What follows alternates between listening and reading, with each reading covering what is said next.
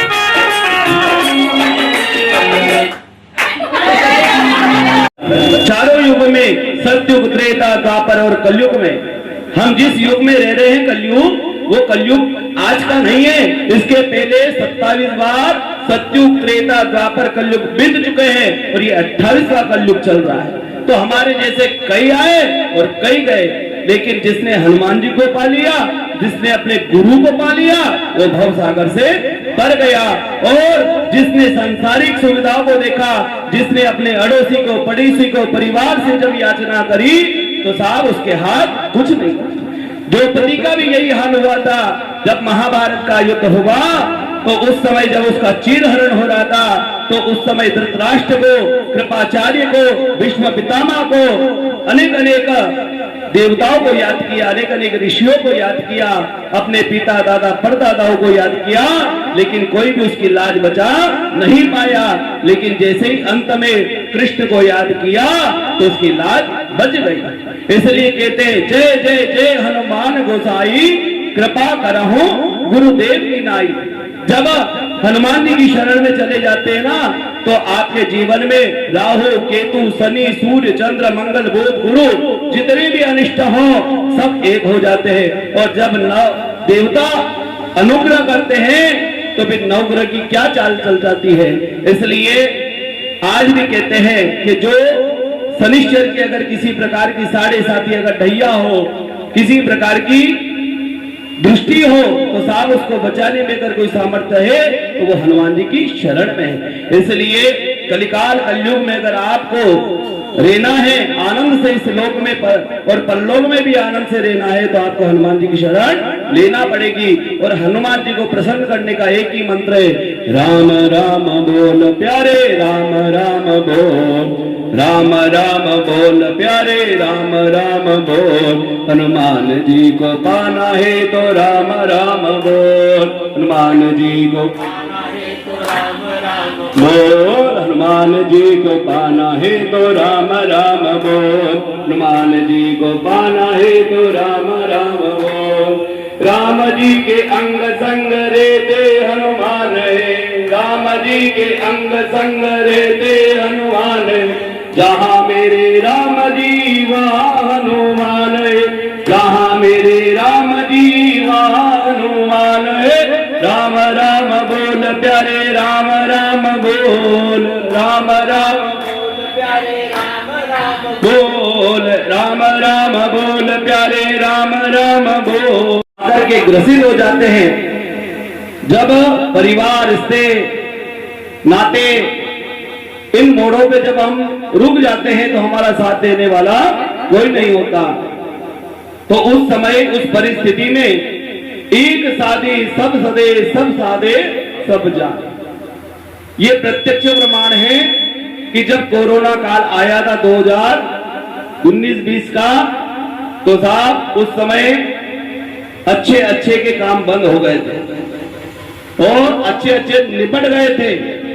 लेकिन अंत में किसी के द्वारा परमात्मा की कृपा से जब जब हर नगर में खेड़ापति हनुमान जी का जब ध्यान किया गया, जब पूजन किया गया, जब उनका स्मरण किया गया, जब उनके मंदिर में राम नाम की जब ध्वनि होने लगी, उस दिन से वो कोरोना धीरे धीरे घटने लगा। घटा घटा घट घटा, घाटा घटा यूं घटा, मंडू कास्य बको बको बग बको, बाको बको यूं बको। दिन बीत गए पता ही नहीं चला। इसलिए जब जब जीवन में कोई समस्या आवे तो सिर्फ राम दूत हनुमान जी के चरणों में सौंप दो, आपकी अपने आप नाव पार लग जाएगी। इससे बड़ा और कोई मंत्र नहीं, इससे बड़ी कोई साधना नहीं, और इससे बड़ा कोई तप नहीं। चलना आपको ऐसे ही पड़ेगा जैसे गुरु ऐसा शिष्य। पानी के अंदर नाव रहती है और पानी के अंदर नाव रहती है, लेकिन वही नाव के अंदर अगर पानी आ जाए तो डूब जाती है। इसलिए दोनों का मिलन होता है। इसी प्रकार से गुरु और शिष्य, भक्त और भगवान का मिलन होता है। आप ईमानदारी से, आप श्रद्धा से, भक्ति से, विश्वास से, जहां आस्था है वहां रास्ता है। आप भगवान का चिंतन करो, अपने आप गाड़ी पार लग जाएगी। देखिए, बीज की यात्रा वृक्ष तक है।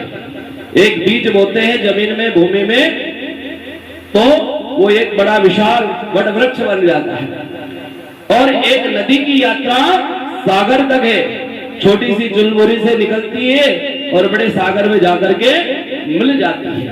बीज की यात्रा वृक्ष तक है, नदी की यात्रा सागर तक है, और आत्मा की यात्रा परमात्मा तक की है। इसलिए ये आत्मा ही परमात्मा है। बाहर ढूंढोगे कुछ नहीं मिलेगा, आपके अंदर ही परमात्मा ने सारी समस्याओं का समाधान बना करके कूट कूट के भरा है। बस आप तो अपने बुद्धि का, बड़ों का, जिस घर में बड़ों का आदर होता है, सम्मान होता है, जहां पर मर्यादित होते हैं, जहां पर पति पत्नी दाम्पत्य जीवन को सुखमय बनाने के लिए भगवान का रोज पूजन करते हैं, बड़ों का आदर करते हैं, और जिस घर में पहली रोटी गाय के लिए, आखिरी रोटी कुत्ते के लिए निकलती हो, अतिथियों का जहां सत्कार होता हो, जहां दान हो, पुण्य हो, साहब वो घर ही स्वर्ग है, वहां कहीं जाने की आवश्यकता नहीं है। ये राम जी ही क्यों विराजमान है? क्यों मर्यादा पुरुषोत्तम राम को कहा गया है, मर्यादा पुरुषोत्तम कृष्ण को नहीं कहा गया। क्योंकि उन्होंने मर्यादाओं में रह करके अपने भाई को सारा राज्य दे दिया, 14 वर्ष के लिए वनवास जाना स्वीकार कर लिया। और वही भरत है जिसने अपने भाई की प्रतिज्ञा लिए, और उन्होंने भी ऐसा ही प्रण ले लिया कि उनकी चरणों के पादुकाओं को तो सिंहासन पर विराजमान किया, और स्वयं बाबा के वेश बना करके गांव के बाहर नंदीग्राम में रहे। तो साहब वो होती है मर्यादा, वो होते हैं राम और भरत का मिलन। तू कह करके, अशब्द कह करके, अपमान करके, साहब लड़ाई झगड़े सिर्फ क्या होते हैं, पड़ोसी को आनंद देते हैं, बाकी और कुछ नहीं होता। ठीक है, इसलिए जो कहते हैं जो मन मारे सो मोटा, क्योंकि एक हाथ से ताली नहीं बजे, एक हाथ से घंटी बजी सके, ताली नहीं बजी सके। ताली बजाने के लिए दोनों हाथ की आवश्यकता होती है। इसी प्रकार से अगर किसी ने कुछ कहा है तो किसी की कुछ गलती होगी।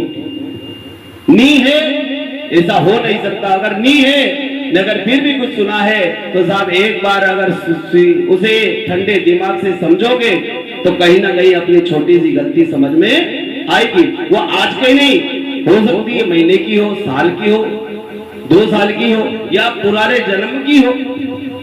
इसलिए जो मन मारे सो मोटा, जिस घर में राम बेटे हो, जहाँ रामायण होता हो, जहाँ राम नाम लिया जाता हो, वो अयोध्या है साहब, वहां कहीं किसी के जाने की आवश्यकता नहीं है। कहते हैं तीर्थ जाने से अनंत फल मिलता है, दान पुण्य करने से अश्वमेध यज्ञ का फल मिलता है। तो साहब जिस घर में माँ बाप की सेवा होती है, बड़े भाइयों की आम आदर होता है, साधु संत अतिथियों का जहाँ सत्कार होता है, वो घर ही स्वर्ग है, कहीं जाने की आवश्यकता नहीं है। कहते हैं जहाँ राम नाम लिया जाता है, काशी में पापी से पापी भी अगर कोई व्यक्ति मर जाता है ना, तो उसके कान में राम नाम देने के लिए स्वयं भगवान शिव पधारते हैं। लेकिन कहते हैं कि जिसने जीवते जीव राम नाम ले लिया, उसे काशी जाने की आवश्यकता नहीं है। अयोध्या, मथुरा, माया, काशी, कांची, अवंतिका कहीं जाने की आवश्यकता नहीं है। आप तो जहां राम नाम लोगे, शिव जी स्वयं आप प्रकट होकर के आपको राम नाम तारक मंत्र से आपको मुक्त कर देंगे। यही तो राम नाम की महिमा है, यही तो परमात्मा की मंगलमय कथा है।